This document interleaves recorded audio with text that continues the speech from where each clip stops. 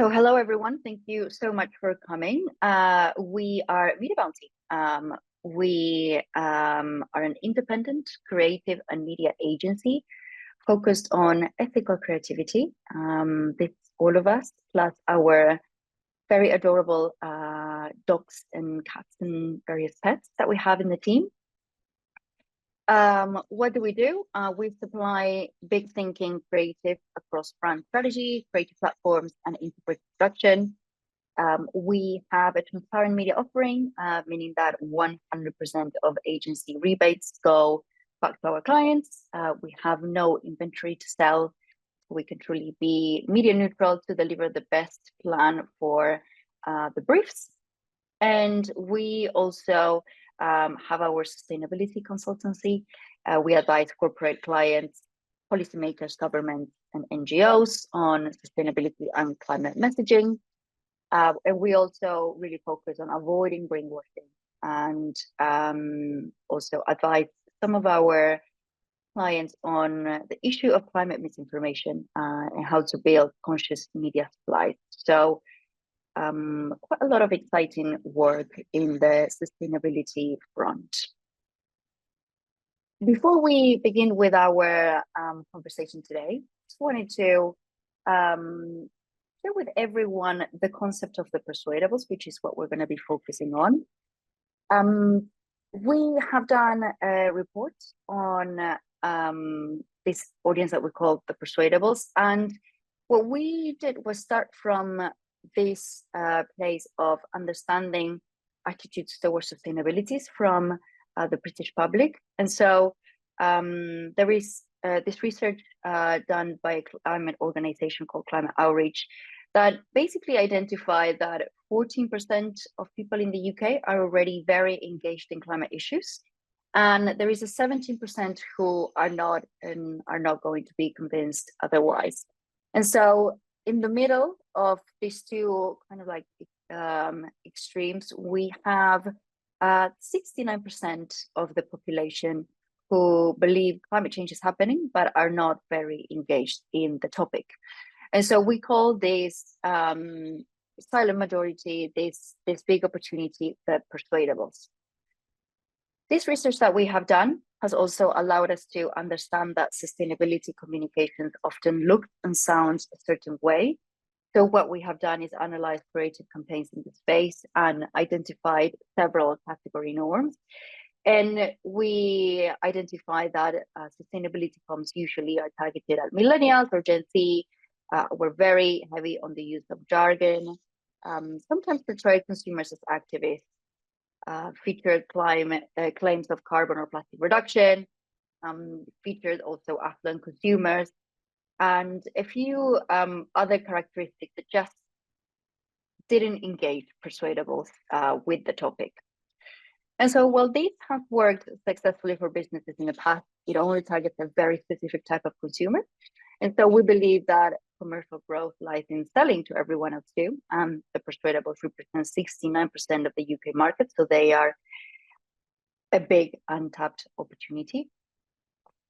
But what we have found through our research is that they think that sustainable products and communications are for others and not for people like me. And so what we have done with this project on Persuadables was a real deep dive into the cultural aspects that shape the way that they think about sustainability. And so we wanted to know how to frame sustainability in a way that would make sustainable products relevant to them and that would time in with their lives and their culture. And so with this project, we focused on 3 audiences with a focus on male audiences and those over 40s. We focused on people with that we classified as urban somewheres who are most likely to be white and self-identify as working class. We also looked at British Black and Asian communities and also people living outside of the big urban centers, so rural and semi-rural dwellers. We have done this very in-depth project, which you can access and download by scanning the QR code.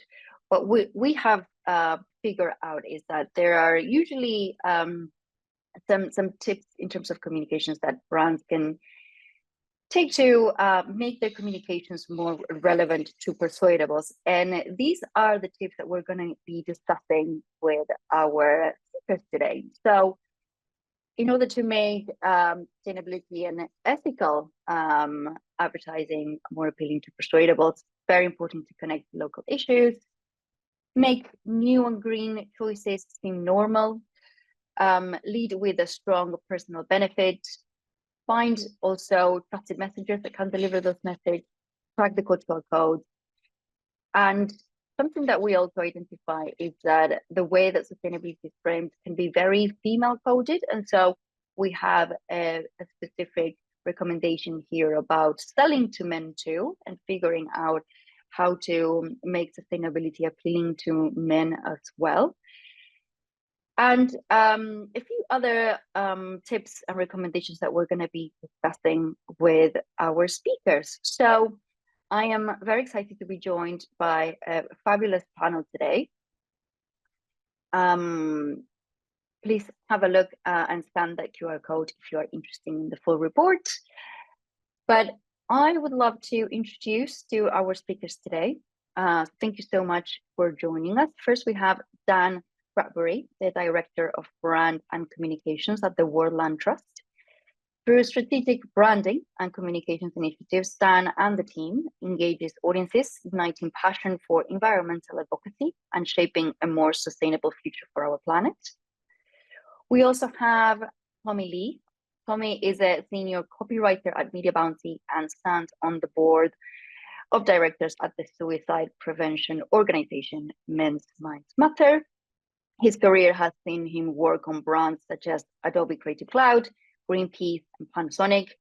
His work has helped Media Bounty win big at a number of awards festivals, from the Purpose Awards to at Net Zero. Thank you, Tommy, for being with us.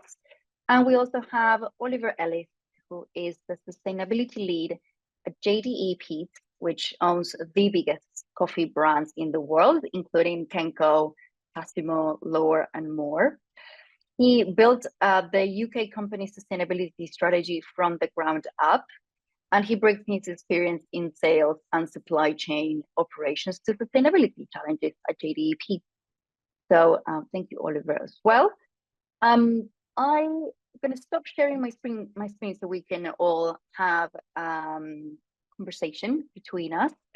And I just want to kick off by asking everyone, how do you engage with the Persuadables at your respective organizations? And maybe Dan, would you like to kick us off?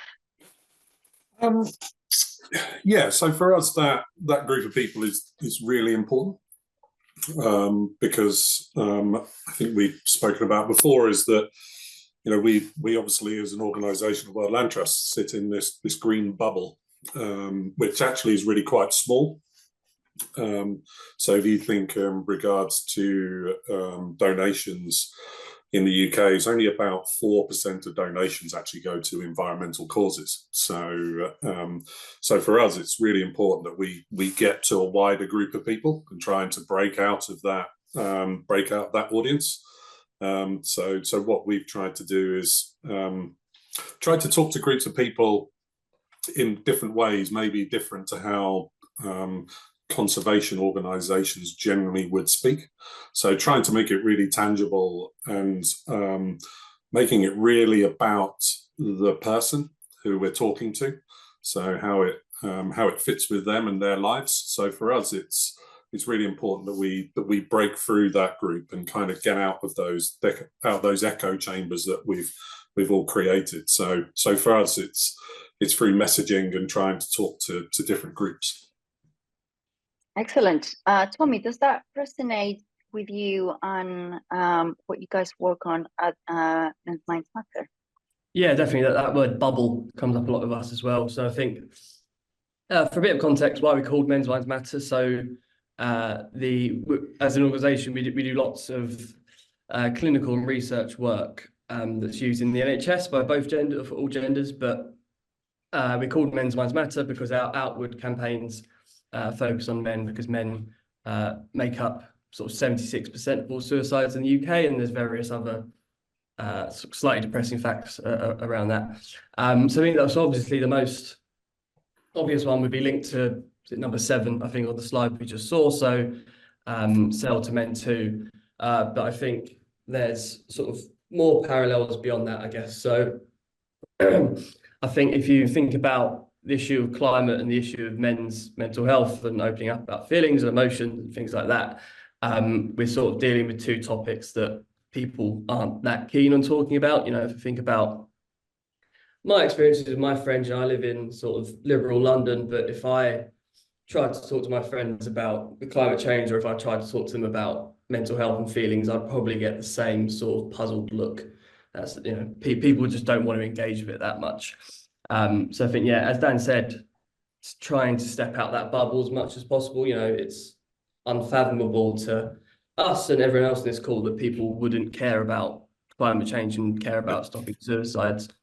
But yeah, I think it's sort of clear that there's a problem with that. You know, there's been loads of really good campaigns over the last few years around mental health, but the suicide rate is the highest it's been since 1999. So that's 25 years ago. So I think it's quite clear that there's parallels in the way that you could say that climate campaigns and mental health campaigns have been maybe talking to the bubble rather than the people outside the bubble who we really should be talking to. So yeah, I think that's really the main ways. Absolutely. And I think, Oliver, in some of the conversations that we've had, you were also talking about the bubble and how important Persuadables are for your organization. So how are you engaging with the Persuadables at JDEP? Yeah, definitely. I think the word bubbles, yeah, really key, because when you look at sustainability in consumer goods previously, it has been marketing to that bubble. If I think specifically within coffee, think about something like organic coffee, it is kind of really appealing to a small audience. In some ways, it's quite challenging to understand exactly what it achieves unless you really have a bit of knowledge and you really get into it. So, as the largest coffee company in Europe, we need to find solutions that can appeal to a mass market essentially, and bring in some of those kind of key sustainability points. And we are, as a large corporation, working on kind of massive macro issues, whether it's eradicating deforestation related to coffee, related agriculture, or how we reduce carbon emissions over our manufacturing footprint. And actually taking, you know, those don't appeal to a lot of people. They don't understand them. They can't link to it. It's not tangible. So finding very simplified messages, and to your kind of to the point in the Persuadables report, connecting to those local issues. So for us, something like, how do I recycle my piece of packaging in at my home? It's not a huge macro sustainability issue, but it is really important to most people who are buying coffee. So we have to find a way to communicate to them that message very, very simply of how they can do that and how that's more sustainable. So yeah, really boiling down those kind of large macro sustainability issues into simplified messages that the Persuadables, the majority of consumers can understand. Yeah, absolutely. And I think there is something interesting as well to explore in terms of maybe balancing the internal focus of the company, of their own ethical credentials, and wanting to really communicate those, versus what Persuadables care about when it comes to buying a product. So how do you manage those 2 very different perspectives of maybe having, you know, that those internal teams wanting to push for certain messages, and you also having the ear to the consumers, knowing that there is a bit of tension there? Definitely, yeah. And when you work in sustainability, you work with some very intelligent, well-educated people who understand carbon, understand how to reduce it, and then want to talk about that, and they want to put that on pack. But we know that the majority of consumers don't understand what carbon even is. They don't understand why it's important to reduce it. So you have to filter through what our business wants to do, and then the great work they're doing around more technical sustainability challenges and solutions, and actually bring the focus onto how do you communicate to our consumers and the Persuadables in a way that they will understand. So it is always a challenge to do that and to balance that, and obviously also some of those technical solutions come with a cost. So again, you have to balance not just the kind of how do we talk to our consumers, but also the financial element of it. So another point in your report is around ditching the green tax, and that's a key point for us, that we have to not charge more for what we're doing for a sustainability perspective, because if you do, you create barriers for the consumers. So making sure that they are paying the same price is really important to engage them. That's just as important as the messaging.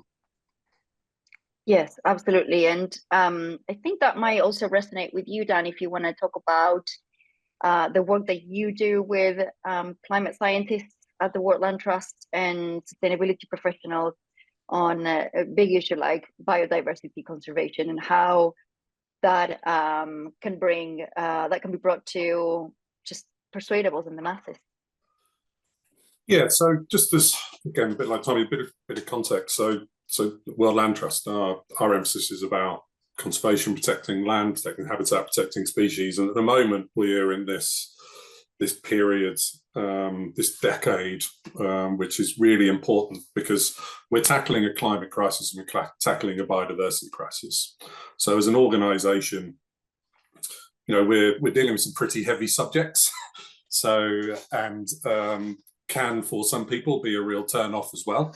So if you combine that with the fact that within our organisation we're working with scientists, as you say, and some really, really quite clever people, is that we have to try and turn that message into something that's understandable for people in general. So something that makes people feel like they can be part of the solution. So offering solutions to people, whereas we've all seen activities recently where we're actually starting to turn people off. So what we need to do is we need to be able to do something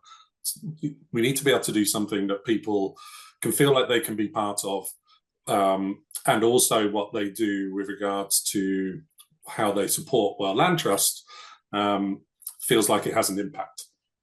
So for us, it's around making it kind of really tangible to people. And so what we've done is we've tried to kind of say simplify the message, but not oversimplify it. So, and also tap into these core audience. I don't know if this is a good time to kind of share that the creative that we've done, which we worked on with Media Bounty, and something that we're really proud of. We have this one.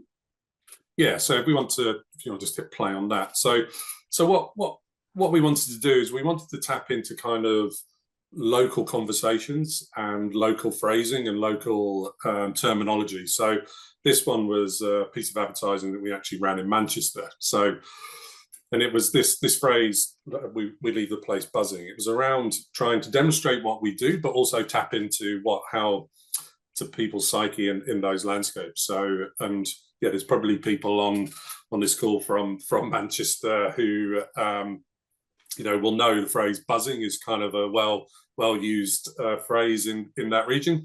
But also Manchester adopted the bees as well as the symbol of the city.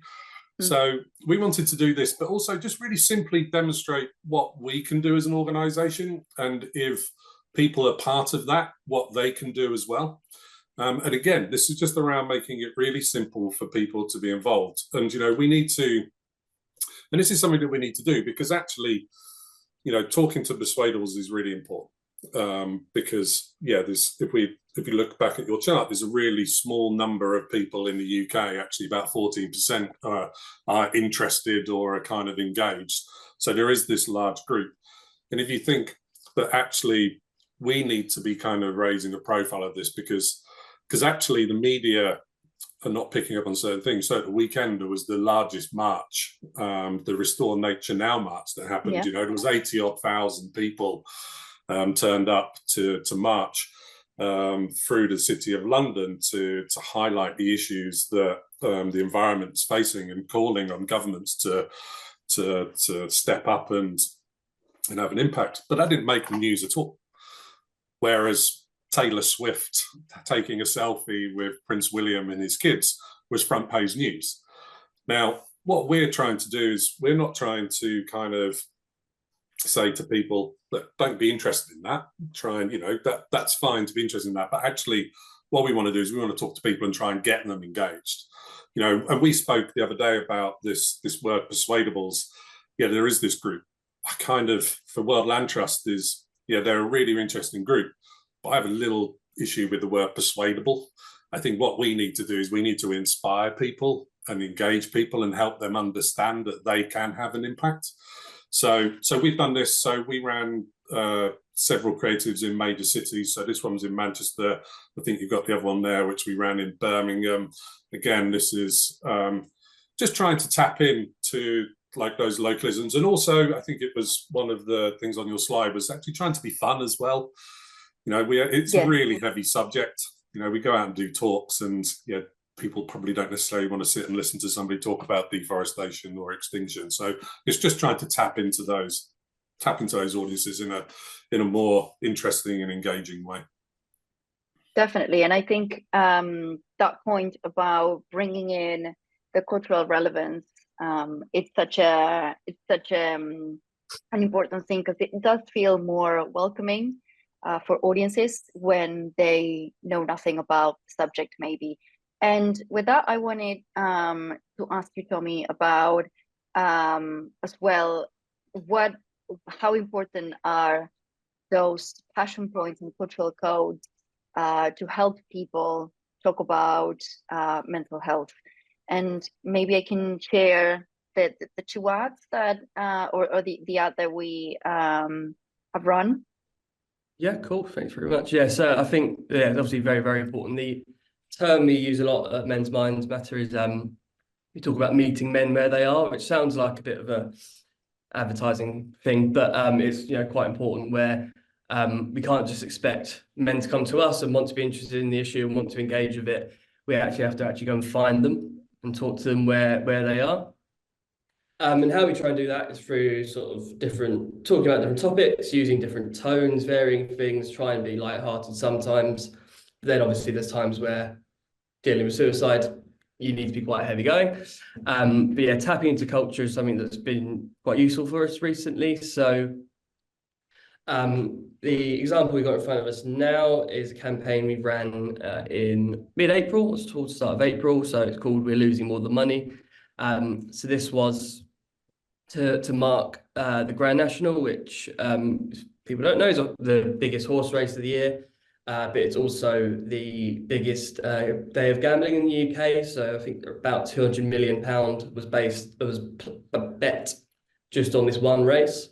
And there's a growing link between suicide and gambling, and sort of problem gambling's on the up, and with it, gambling related suicides on the up. And the figures sort of estimate there's up to 496 suicides a year, but it could well be much higher. And obviously, this is a topic that's sort of really relevant for the audience. So what we did was sort of work out the probability that someone would take their own life because of gambling on the day of the Grand National. So we worked out the odds, essentially. So using the sort of gambling betting language and sort of parlance, we sort of twisted that on its head, had these ads all around London and in a few newspapers to look just like their normal gambling adverts, but really what they're offering is sort of special offer, boosted odds, is actually for someone to take their own life because of gambling. So yeah, as I said, like, tapping into culture is really important. Gambling, if you're, problem gambling's on the up for women as well, but it's a massively sort of men-focused problem. I think 90% of all problem gamblers are male. And it's sort of, gambling has become part of culture in the UK, not that we wanted it to. It's just sort of, completely insidious, especially like if you're a man, like all the advertising is aimed towards you. Everywhere you look, it's there. You've got the term for your phone now is you've got a 24/7 casino on your phone. They're on every high street, on every single sports game on TV. It's just sort of completely taken over your life. So it's become part of male culture, sort of whether we wanted to or not. So to talk about that topic and sort of turn it on its head is something that I think is really, really useful for us. And we've done sort of lots of other examples like this. So more recent campaign we did, which we don't have pictures of, was in for the last game of the season, for the Premier League season. So Arsenal, Man City were both sort of going to win the league. So we had ads around Manchester and London with sort of coping mechanisms for nerves and anxiety. And they were like real tips written by this psychotherapist that work for Men's Mind Matter, but wrapping them up in a bit of culture, wrapping up in that really relevant moment for people in Manchester and London. Just made it so much more accessible and less scary. Obviously, suicide, massive anxiety, depression, huge, scary issue that people don't really want to engage with. But sort of dressing it up in a football kit, I guess, makes it less sort of soft, to use a pretty horrible word, and almost, distracts men into sort of joining that conversation around anxiety, depression, and mental health. Yeah, that's just using lots of different tactics to bring people in without even realizing. Slowly, just making that connection. That's great. If we go into kind of like more of the commercial world, Oliver, I am interested to hear about your experience setting up the sustainability strategy for JDE UK, which definitely no mean feat. So I think we would love to hear, and the audience as well, about like what are your key learnings from getting the brand on board with sustainability and the massive support that you have done. Yeah, I was interested in something Dan said about kind of, should we call them persuadables or should we call them the people we need to inspire, and I think and engage, and I think that's the key piece for where it starts in an organization. It's engagement, because a lot of people don't understand in any organization what sustainability is, how important it is. So really, I would say focusing most of the time, certainly initially, around engagement in an organization, of the why, what are the issues, before you can then lead into more of the education. And so engagement and education are the key kind of starting point for me, of really engaging the UK organisation around. We have a global sustainability strategy, Common Grounds it's called, which is focused around responsible sourcing and reducing our carbon footprint. But as I said before, it's focused on macro issues and sustainability. How do you bring that and funnel it down to make it relevant within a local market, and link that into commercially what you're doing? Because effectively, some of the initiatives I've talked about, improving smallholder farmer lives, eradicating deforestation, related to coffee agriculture, those are things which don't really play into kind of our brand strategy on a UK level. So initially anyway, so how can you kind of get those points across and then relate that to your brand strategies at a UK level, so at a micro level, from macro to micro? That's probably the biggest challenge. I think engaging and educating people to take them on that journey is absolutely important, because if you turn up to a brand strategy meeting and say this is what we're going to do because of sustainability concerns and climate change, unless they're educated, unless they're engaged, the immediate reaction will be that, I'm not, why is this important to me? What's the relevance of it? And then once you've got that kind of engagement and education, really embedding it into an organization. And I often talk about sustainability as like the fourth KPI within a commercial organization, after volume, after sales, after profit. Sustainability, however that exists, whether that's as a carbon metric, whether that's as a kind of people impact, or whatever is key for you, but it has to be the fourth KPI that's tracked regularly to understand your impact and performance around that. but unless you've done those first few steps, it's again, people will switch off. So really, it starts with engagement, and follows through in education, and then embedding it into an organisation. So it's a challenge, and it's a long process, or I have found it to be. But once you've got that foundation of engagement, it really then starts to kind of flow, and people become very engaged in building it into what they're doing daily. Yeah, I'm super interested in that KPI that you were mentioning as well, and like how can sustainability drive commercial success and also advertising effectiveness. But before I get back to you on that, just wanted to maybe ask Dan about the experience that you have had with the latest advertising campaign that you have done. Must be World Land Trust. That's the campaign that we ran last September, and it was your first step into the world of advertising. And so if you can talk to us about those results that you have seen from incorporating all of these Persuadables language and Persuadables perspective, that would be great. Yeah, so it was actually the first time we'd done out of home advertising on that level. So we were obviously promoting ourselves, and we were advertising in some printed locations, and we were doing digital advertising as well. But we had an opportunity. So with Media Bounty, we worked on this Must Be World Land Trust campaign. Again, this was trying to inspire people, not make people feel guilty. So this was about, by doing something with us, it can really work. So, and for us, it was amazing actually, and it was great. So I've been with the trust for 11 years. So to actually see World Land Trust advertising and logo on that scale was quite incredible. Actually, it was also really inspiring for the team as well within World Land Trust. Having been able to see this on this scale. So so when we ran the advertising in September, we actually saw nearly a 200% surge in traffic to the World Land Trust website when that advertising went out. So that was a combination of the out of home along with the digital. So using that same creative across the board. But the really key thing for us is that about 95% of those people who visited were actually new to World Land Trust. So they're people who were unaware. We've then recently run it again in April. And again, we saw huge increases. We saw really big surges again in traffic to the trust.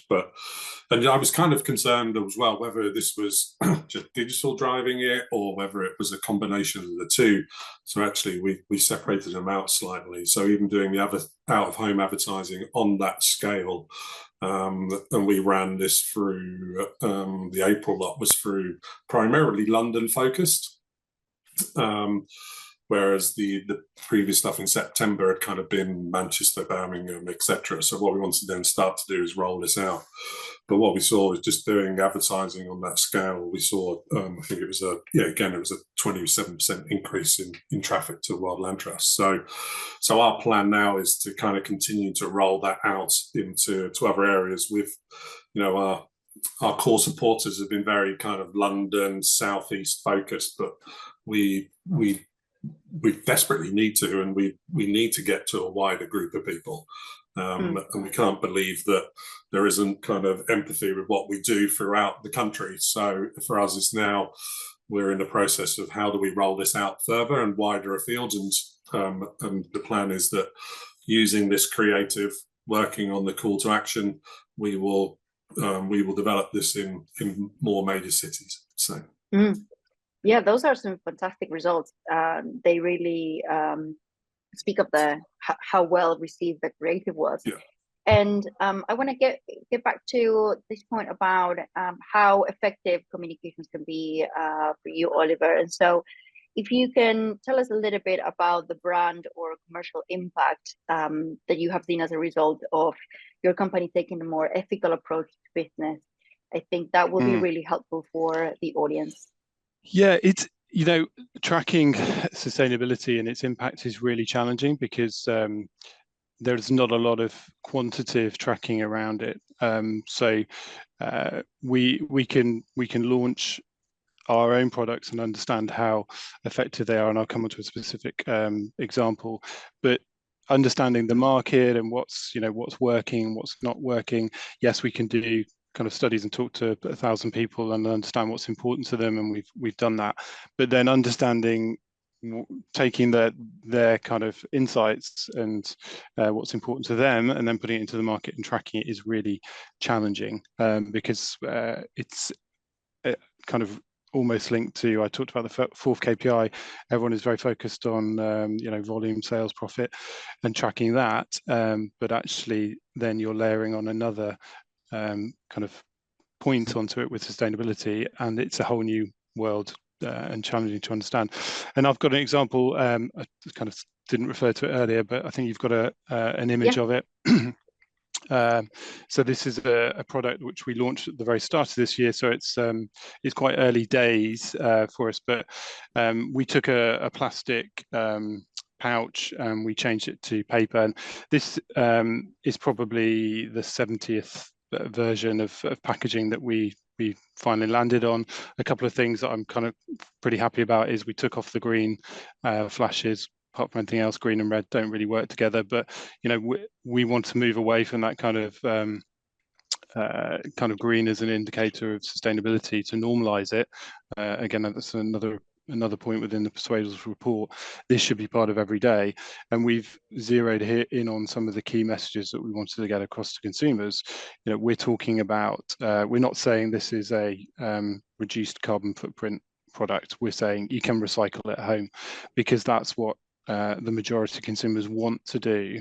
We know it's in the top 3 things that consumers want in that qualitative research that we do. We know that recycling is really important to them, and we know that, for example, high numbers around things like less packaging, so we put 97% less packaging. They want to see a high number related to reducing their packaging is really important. So we took away the green, we took away the carbon messaging, we filtered out some of those more complicated sustainability messages and just focused on what we know is important to consumers.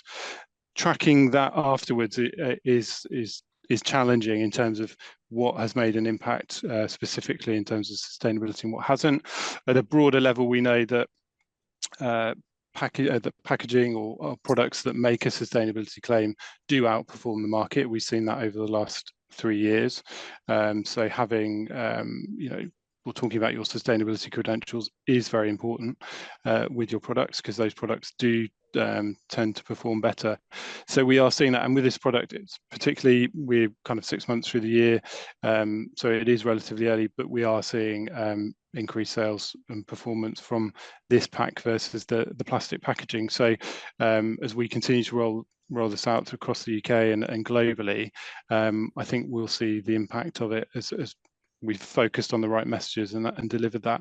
But again, this is one of the most significant sustainability kind of changes we've made, and we're not fully set up to track how important that change has been, because it is a new way of thinking and looking at new metrics for the market. So that's something that we have to focus on and make sure that we're set up to do properly going forward.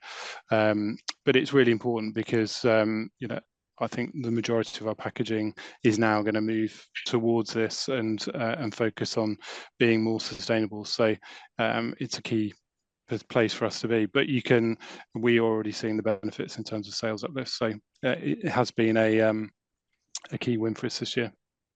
Excellent.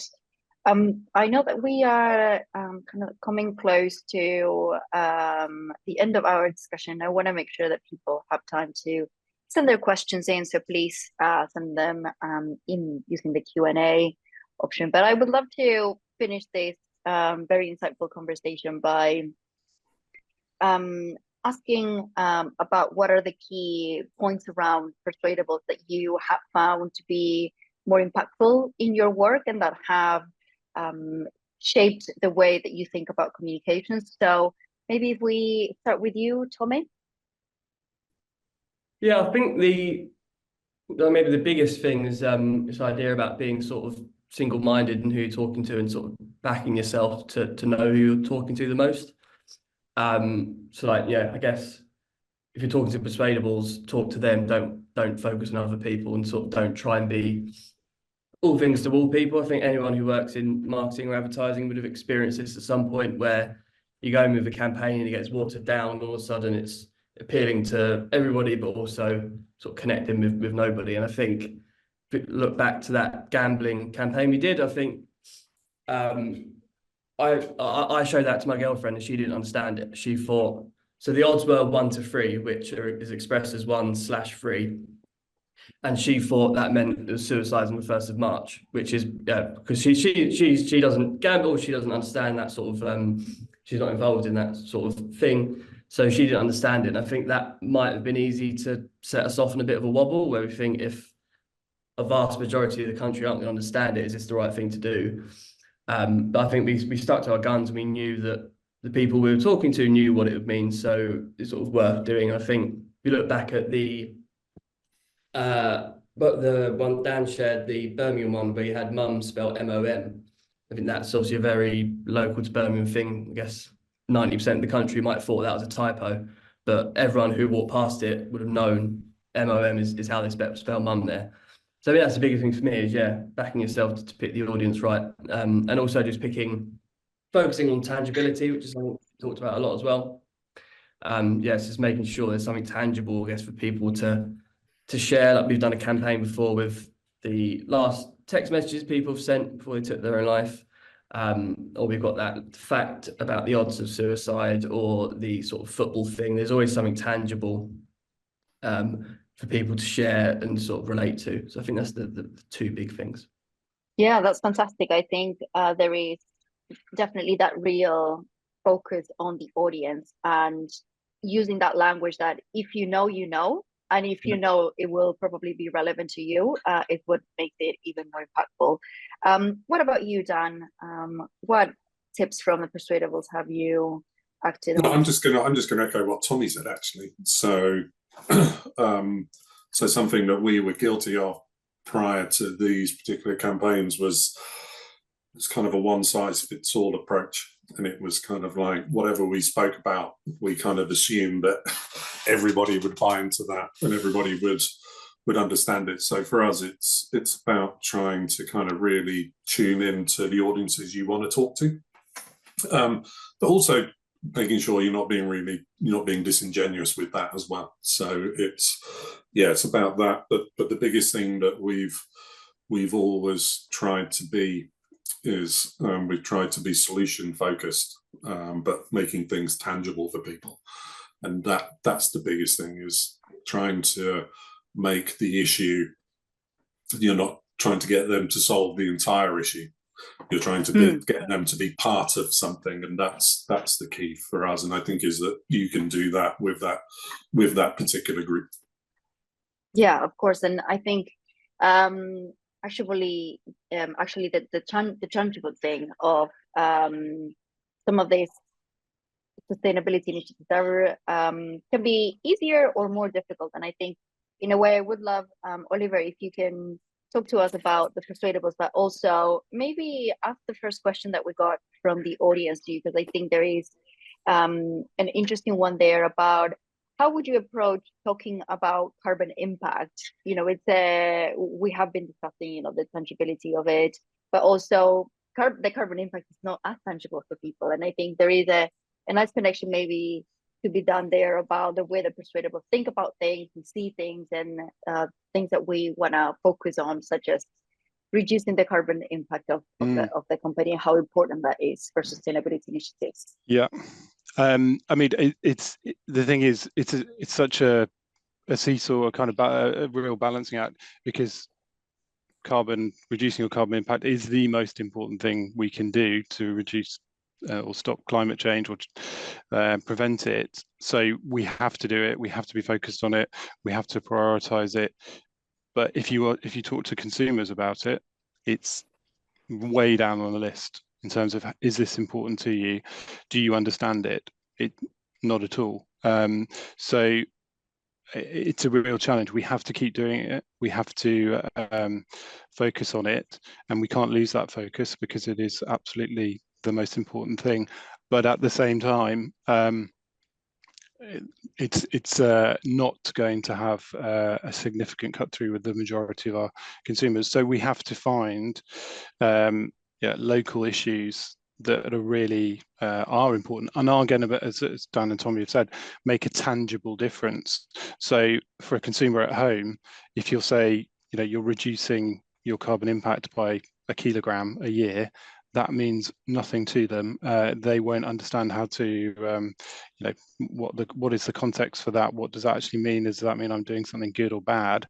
Am I actually having an impact? But if you say you can recycle this piece of packaging through your home recycling and it's not going to landfill or it's not going to be burnt for energy, then they know that they've made a bit of a difference. So it's boiling it down to those kind of tangible changes that they can make. So for me, I mean, from a carbon perspective, I don't think we'll be talking about carbon on our packaging for a number of years.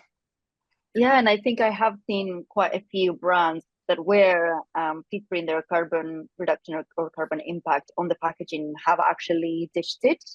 So it's an interesting trend to see how the companies have taken it to communicate carbon and then stop doing that. And I wonder what is the next wave going to be. And maybe it is related to this point that you were saying about moving away from green as the sustainable color, and maybe there is an interesting kind of like trend there in the market to monitor. Yeah. But I would also love to know, you guys have mentioned the Grand National as an entry point. You have mentioned mom and dad and the selling of mom as an entry point with language.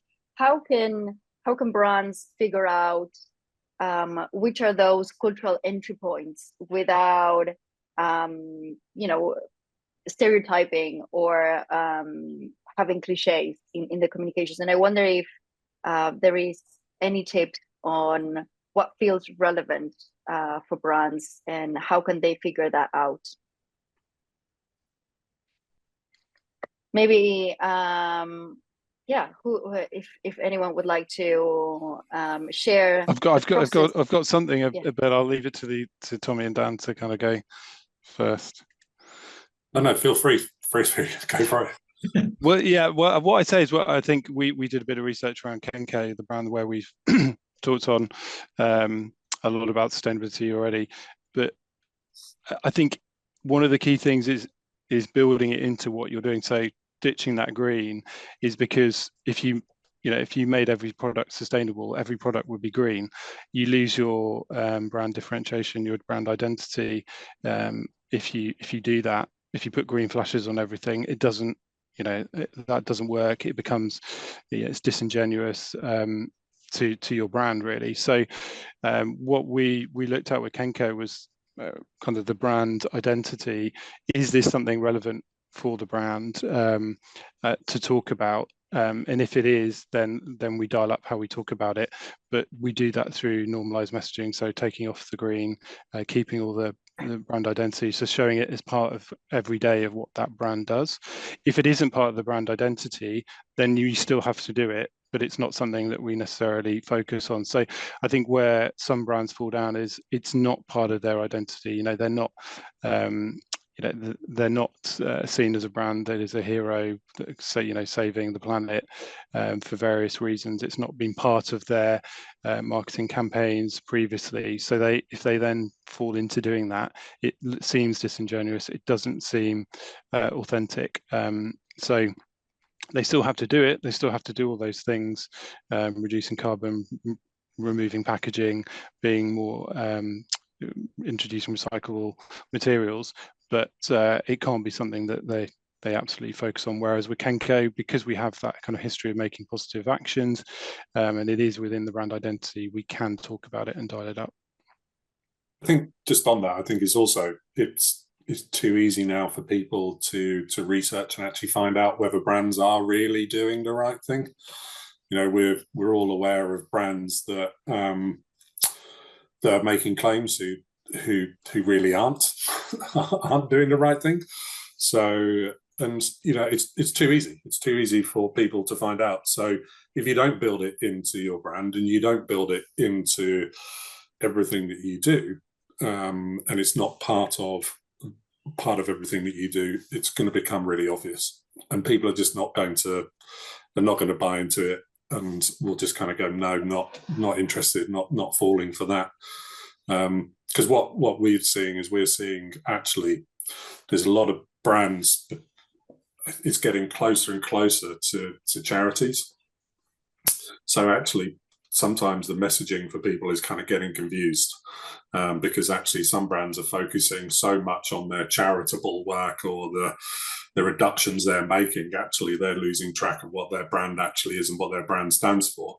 The difficulty for us as a charity is actually people kind of going, well, why wouldn't I do that? Because I'm doing all of this good stuff, but also I'm getting the product for it. Whereas actually when they start to look into it, they'll realize actually this isn't actually the right thing to be doing. So I think it's just really important for brands to be honest, and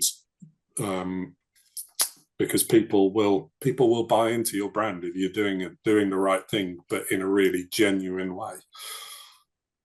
As well, I think I'd say, added back to the original question, I think it really shows the importance of having like a properly diverse team and people who, if you're an ad agency and you're full of men and you're trying to make an advert for product aimed at women, it's going to get picked up on quite quickly.